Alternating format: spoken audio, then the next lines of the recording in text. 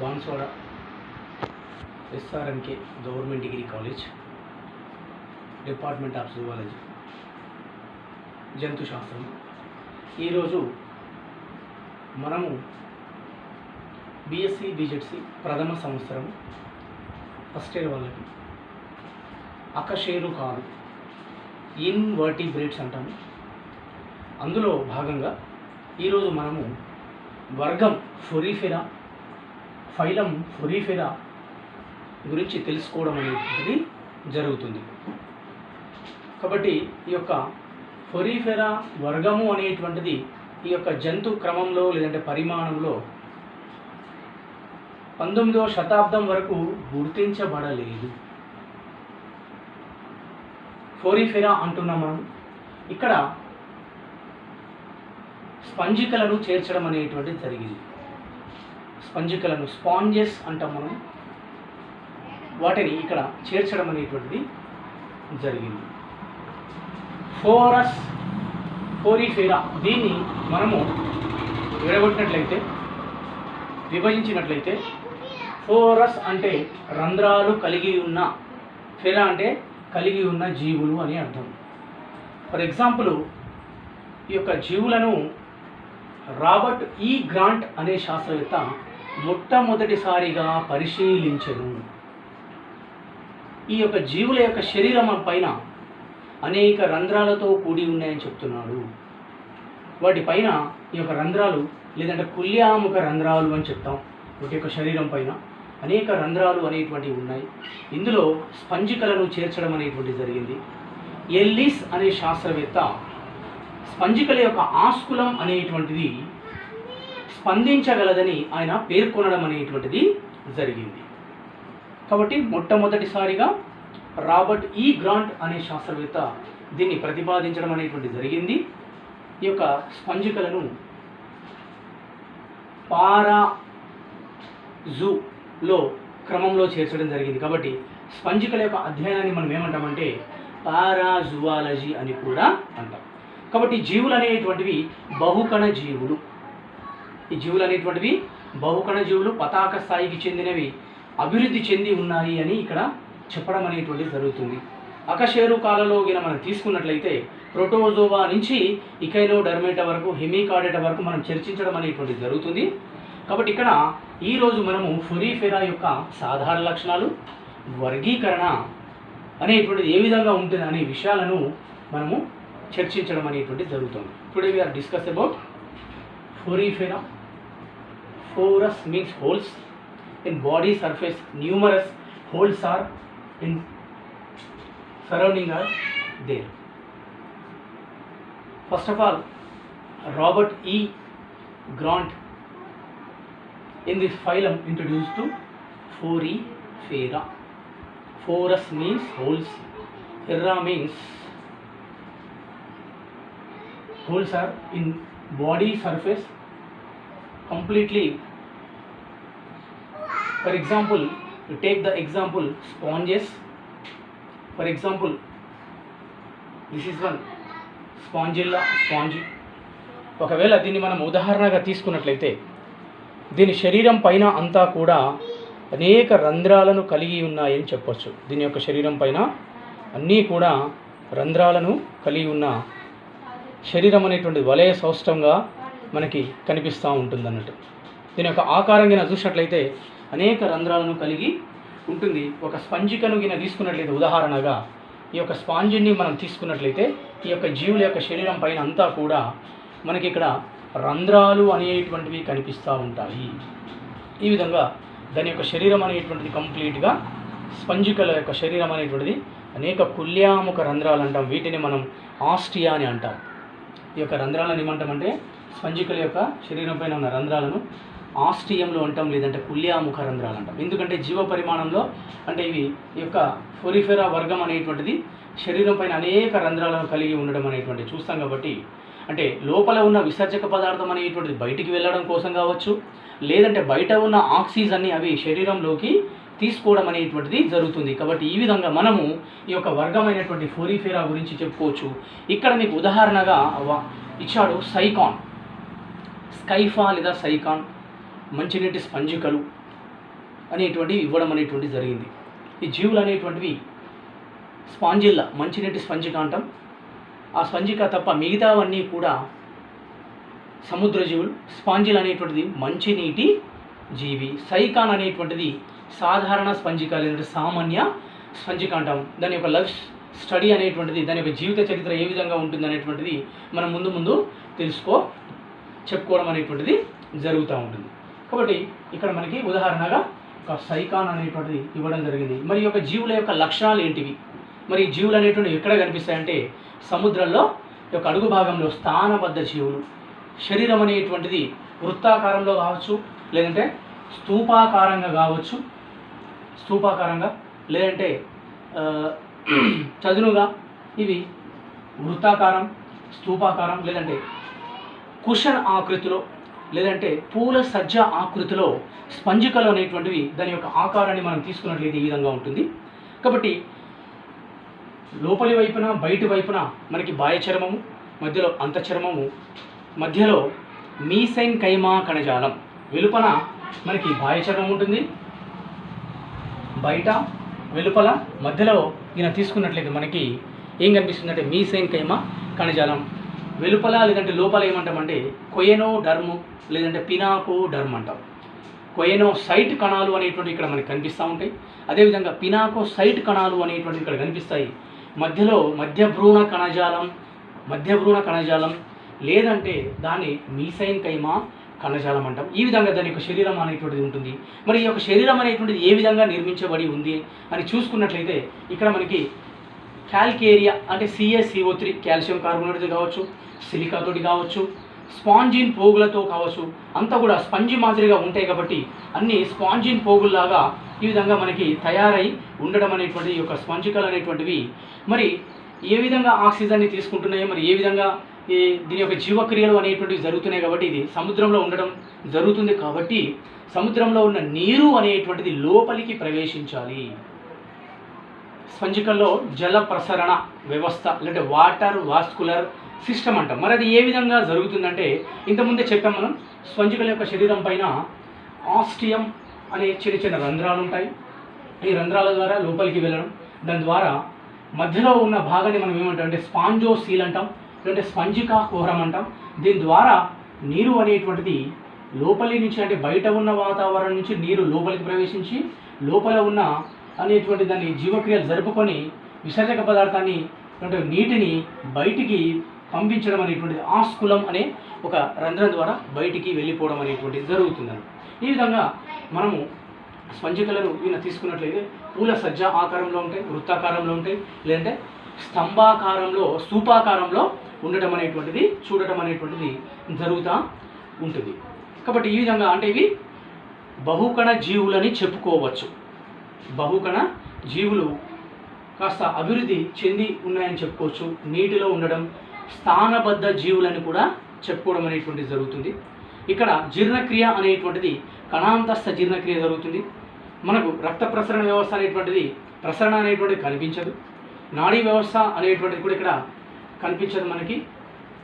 ఈ విధంగా ఈ యొక్క లైఫ్ సైకిల్ ఈ స్పంజికలు అనేటువంటివి ఉభయ లైంగిక జీవులు అని చెప్పొచ్చు.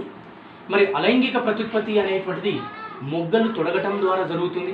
అదే లైంగిక ప్రత్యుత్పత్తి అనేటువంటిది మనకి అండము లేదా శుక్రకణము లేదా సంయుక్త బీజము అనేటువంటిది ఇక్కడ పూర్ణ భంజిత విదలనం, క్లీవేజెస్ అంటాం, విదలనాలుగా ఏర్పడడం. దాని యొక్క జీవిత చరిత్రలోకి వచ్చేసరికి డింబకాలు అనేటువంటివి ఏర్పడడం అనేటువంటిది జరుగుతూ ఉంటుంది తన యొక్క జీవిత చక్రంలో.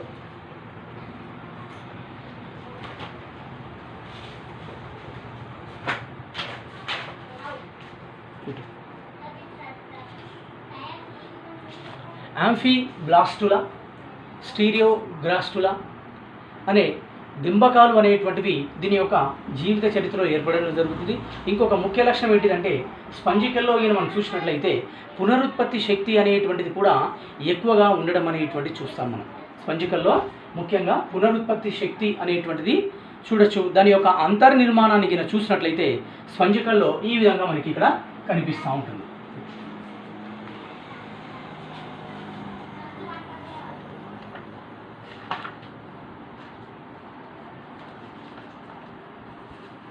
స్పంజికా కుహరము సైకాన్ జీవి నిలువుకోత పరిశీలించేప్పుడు మధ్యలో ఉన్న విశాలమైన కుహరాన్ని స్పంజికా కుహరం అంటాం.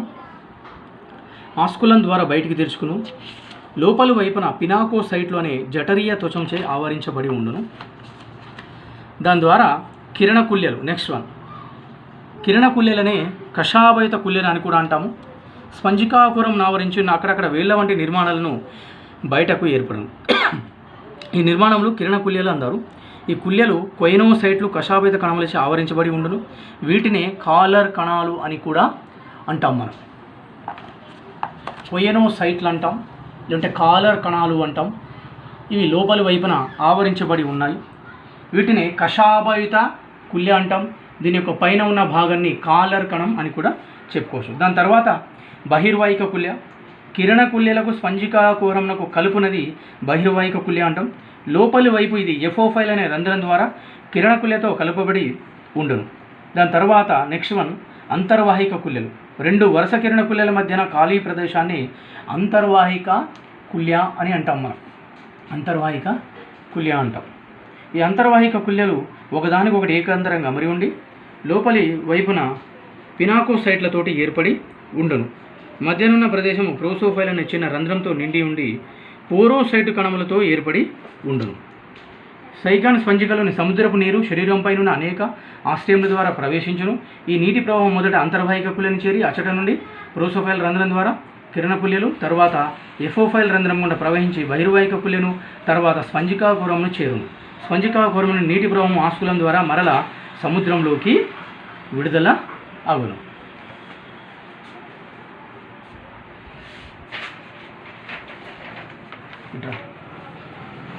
స్పంజికల్లో జల ప్రసరణ. మరి స్పంజికల్లో ఇప్పుడు చెప్పాం మనము, స్పంజికలు అనేటువంటివి ఒక నీరు అనేటువంటిది, సముద్రంలో ఉన్న నీరు అనేటువంటిది వాటి యొక్క శరీరంలోకి ప్రవహించడం అనేటువంటిది జరుగుతూ ఉంటుంది. కాబట్టి అందులో ముఖ్యంగా మనము ఇంతకుముందు ఏం చెప్పామంటే పైన కుల్యాముఖ రంధ్రాలు, లేదంటే ఆస్ట్రియా రంధ్రాలు. మరి ఈ కుల్యాముఖ రంధ్రం, ఆస్ట్రియా రంధ్రం ఏం చేస్తుందంటే ఏదైతే సముద్రంలో ఉన్న నీరు అనేటువంటిది దాని యొక్క శరీరంలోకి ప్రవేశించడానికి అనుగుణంగా ఉంటుంది. కాబట్టి ఇక్కడ చూద్దాం, మనం చూసినట్లయితే ఇక్కడ స్పంజికల్లో జల ప్రసరణ, సముద్రపు నీరు, ఆస్ట్రియంలు అంటే కుల్యాముఖ రంధ్రాలు, అంతర్వాహిక కుల్య రంధ్రాలు, ప్రోసోఫైలు, కిరణ కుల్య, ఎఫోఫైలు, అదేవిధంగా బహిర్వాహిక కుల్య, అదేవిధంగా స్పంజికా కుహరం లేదా ఆస్కులం ద్వారా ఒక్కసారిగా సముద్రపులోకి ఇది వెళ్ళడం అనేటువంటిది జరుగుతూ ఉంటుంది. కాబట్టి స్పంజికల్లో జల ప్రసరణ వ్యవస్థ అనేటువంటిది అంటే బయట ఉన్న నీరు అనేటువంటిది శరీరంలోకి ఏ విధంగా ప్రసరిస్తుంది, దాని యొక్క జీవక్రియలు అనేటువంటిది అది ఏ విధంగా చేసుకుంటుంది అనేటువంటిది ఇక్కడ మనము సముద్రపు నీరు, ఆస్ట్రియంలు, అంతర్వాహిక కుల్య, ప్రోసోఫైల్, కిరణ కుల్య, ఎఫోఫైల్, బహిర్వాహిక కుల్య, స్పాంజోసిల్ లేదంటే స్పంజికా కుహరం అంటాం. దీని ద్వారా ఆస్కులం ద్వారా అది బయటికి వెళ్ళిపోవడం అనేటువంటిది జరుగుతూ ఉంటుంది. కాబట్టి ఇక్కడ ఉదాహరణగా మనం చూసినట్లయితే ఇక్కడ మనకి సైకాన్ ఇవ్వడం అనేటువంటిది జరిగింది, దాని యొక్క నిర్మాణం. అదేవిధంగా హైలోనియమం, అదేవిధంగా యూస్పాంజిగా అంటే ఇక్కడ ఎక్కువగా స్పంజికలను చేర్చడం అనేటువంటిది జరిగిందని చెప్పవచ్చు. ఉదాహరణలుగా నేను చెప్పినట్లయితే ఇక్కడ మనకి సైకాన్ అని చెప్పాం, సామాన్య స్పంజిక, Euplectella, Venus flower basket, Hyalonema, glass rope స్పంజిక, యూ స్పాంజియా, బాతింగ్ స్పంజిక అంటాం, క్లియోనా, బోరింగ్ స్పంజిక అంటాం, చాలినా, డెడ్ మ్యాన్స్ ఫింగర్ అంటాం, హెలికాండ్రియా, క్రంప్ ఆఫ్ బ్రెడ్ స్పాంజి అంటాం, స్పాంజిల్లా, మంచినీటి స్పంజిక అంటాం. అంటే కొన్ని సామాన్య స్పంజికలకు సాధారణ నామాలు అంటాం. ఇంకొకసారి సైకాన్ సామాన్య స్పంజిక, Euplectella, Venus flower basket, Hyalonema, glass rope స్పంజిక, యూ స్పాంజియా, బేతింగ్ స్పంజిక, క్లియోనా, బోరింగ్ స్పంజిక, Chalina, dead man's finger, Halichondria, crumb of bread sponge, Spongilla, మంచినీటి స్పాంజిక. దీంతో పాటుగా దీని యొక్క వర్గీకరణని తీసుకున్నట్లయితే ఫొరిఫెరా యొక్క వర్గీకరణని మనం తీసుకున్నట్లయితే మనకి ఇంతకుముందు చెప్పాం దీని యొక్క శరీర నిర్మాణం అనేటువంటిది క్యాల్కేరియాతోటి కానీ, సిలికాతోటి కానీ, స్పాంజిన్ పోగులతోటి ఇది ఏర్పడి ఉందని చెప్పుకున్నాం. కాబట్టి మొట్టమొదటిగా ఈ యొక్క వర్గీకరణని మనం తీసుకున్నట్లయితే మొదటిది మనం ఒక విభాగంగా తీసుకున్నట్లయితే క్యాల్కేరియా, రెండవది హెగ్జాక్టినెల్లిడా, మూడవది డెమోస్పాంజియా. క్యాల్కేరియా అంటే వాటి యొక్క అస్థిపంజరం అనేటువంటిది CaCO3 తోటి ఏర్పడి ఉంది. హెగ్జాక్టినెల్లిడా అంటున్నాం. మరి హెగ్జాక్టినెల్లిడా అంటే రెండవ విభాగం, హెగ్జాక్టిన్ నెల్లెడ్ అంటే గ్లాస్ స్పాంజ్, అంటే గ్లాసు వంటి స్పంజికలు అంటే గ్లాస్ స్పాంజెస్ని ఇక్కడ చేర్చడం అనేటువంటి జరిగింది. లేదంటే హర్ని స్పంజికలు అంటాం. చివరిది డెమో స్పాంజియా అంటాం. ఇక్కడ ఉన్న స్పంజికలు అనేటువంటివి అంటే 3 వివిధ రకాలైనటువంటి స్పంజికలను మనము చూడొచ్చు అని చెప్పుకోవచ్చు.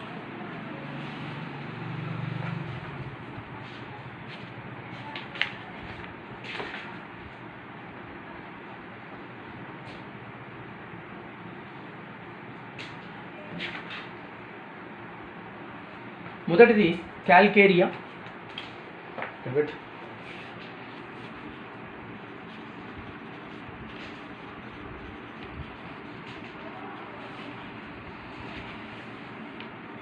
మొదటి తరగతి క్యాల్కేరియా.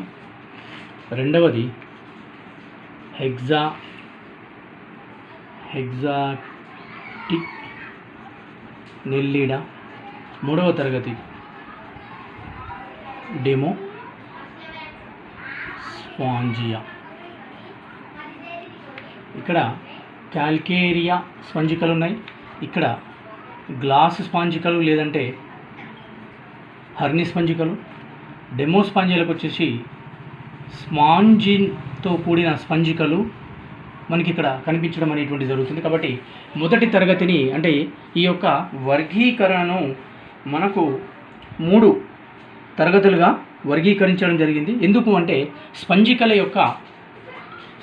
యొక్క అస్థిపంజర నిర్మాణాన్ని బట్టి వీటిని 3 తరగతులుగా విభజించడం అనేటువంటి జరిగింది. ఫస్ట్ వన్ ఏంటిది Calcarea, second one Hexactinellida, third one Demospongiae. ఈ విధంగా మొదటి దానికి తీసుకున్నట్లయితే ఇది ఏ విధంగా ఉందంటే అస్థిపంజరం CaCO3 తోటి కంటకాలుతో మోనాక్సాన్, ట్రయాక్సాన్, టెట్రాక్సాన్ మొదలగు నిర్మాణాలు ఏర్పడును. ఇక్కడ కంటకాలు అనగానే మనకు ఒక స్పిక్యూల్స్ కనిపిస్తూ ఉంటాయి. కంటకము ఒకటి మ్యాక్రో ఉంటుంది, ఒకటి మైక్రో ఉంటుంది. అంటే స్థూల సూక్ష్మ కంటకాలు అనేటువంటివి వీటి యొక్క శరీర నిర్మాణం పైన ఇవి ఏర్పడి ఉండటం చూస్తాము. దాన్ని ఆధారంగా చేసుకొని క్యాల్కేరియా లేదంటే క్యాల్కేరియా స్పంజికలు అంటాం. ఈ సమూహంగా కానీ చిన్న జీవులు లోతు తక్కువగా ఉన్న ప్రాంతాల్లో నివసించును. శరీరము స్తంభాకారంలో కానీ పూల సజ్జ మాదిరిగా ఉండును. ఆస్కులం ఏర్పడి ఉండును. ఆస్కనాయిడ్, సైకనాయిడ్, లుకనాయిడ్ కుల్య వ్యవస్థలు ఏర్పడును. Example ల్యూకోసొలీనియా Sycon. మొదటి దానికి ల్యూకోసొలీనియా సైకాన్ అని ఎగ్జాంపుల్గా చెప్పుకోవచ్చు. రెండవది వచ్చేసి హెగ్జాక్టిన్ నెల్లిడా అంటాం. ఇక్కడ శరీర నిర్మాణం అనేటువంటిది కిరణాలతోటి ఏర్పడి ఉంటుంది. హెగ్జాక్టిన్ నెల్లిడా లేదంటే ఇంకొక పేరు అంటాం దీన్ని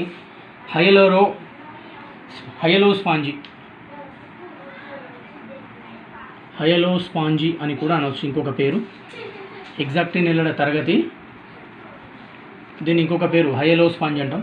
ఇక్కడ గ్లాస్ స్పంజికలు లేదంటే హర్ని స్పంజికలు అనేటువంటివి మనకి ఇక్కడ కనిపించడం అనేటువంటిది జరుగుతుంది.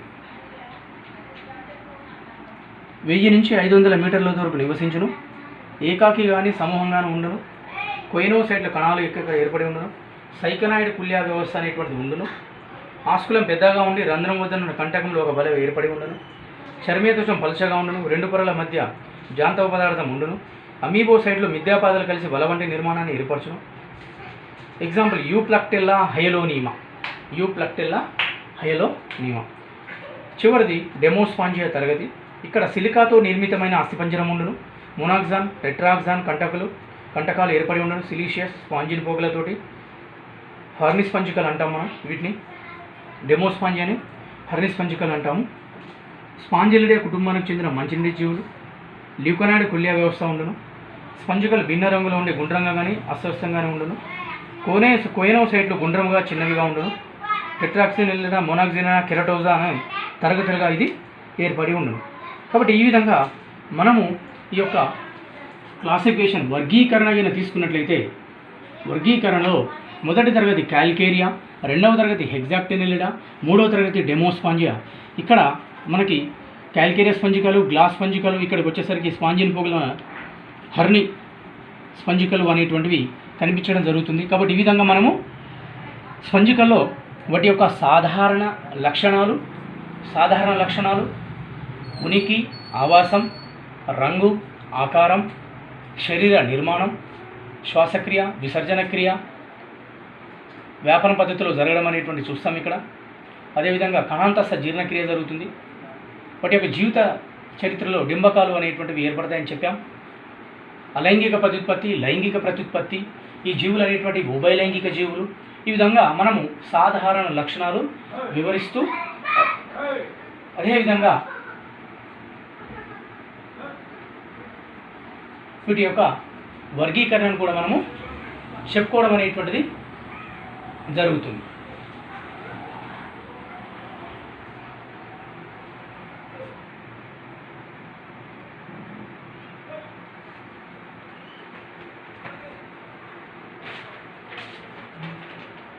Today we are discussing about phylum Porifera, the Porifera phylum of kingdom of Animalia, the simplest metazoans. The term Porifera, forus, for, ferry to bear, coined by Robert Grant, and it means forebearers due to the presence of tiny pores on their body. The study of Porifera sponges is called parazoology. They are found in all seas, wherever they are rocks, shell, submerged timbers. Most sponges, Porifera, relatively shallow water, but some groups, including most glass sponges, live in deep water. Porifera are aquatic, mostly marine, except on family Spongillidae, while live in fresh water. They are solitary and colonical, seasonal and sedentary, grow like plants. Body form vase and cylindrical like, tubular, cushion shaped. The body surface of the numerous folds called ostia, canals and chambers that serve flow of water. Through the water enter into the body and more large openings. Oscula by when water passes out.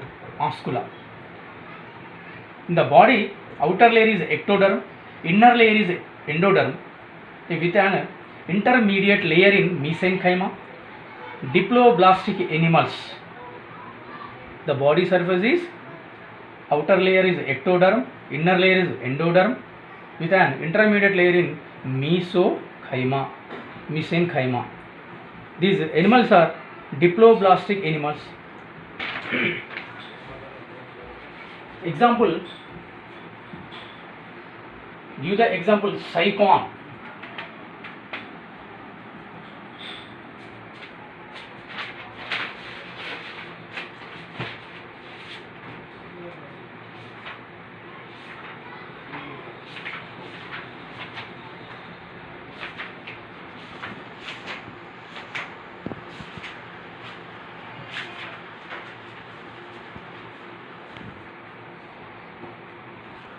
The characteristic skeleton consists of either flexible spongin fibers, cilious spicules or calcareous spicules.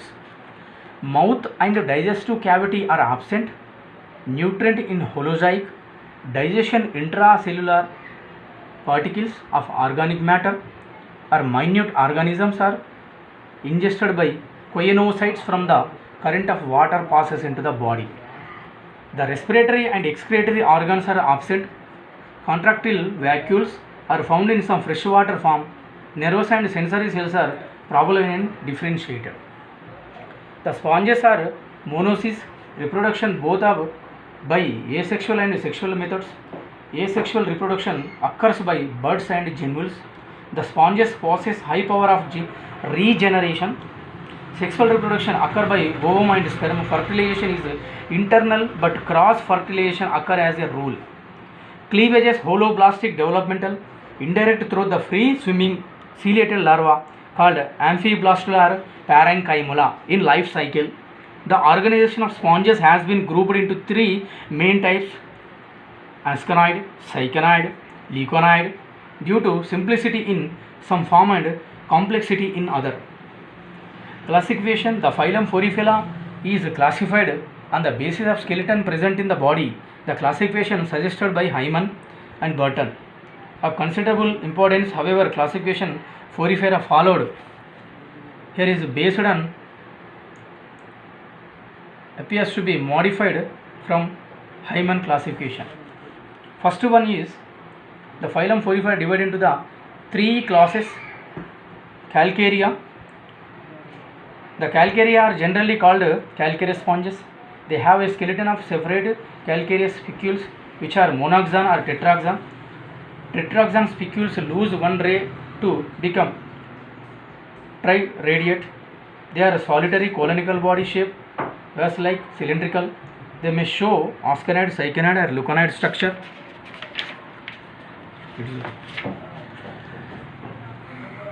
They are all colored sponges less than 15 cm. They occur in shallow water in all oceans. Asexual reproduction takes place budding. The larva is Amphiblastula. The class, for example, type study of Cycon given.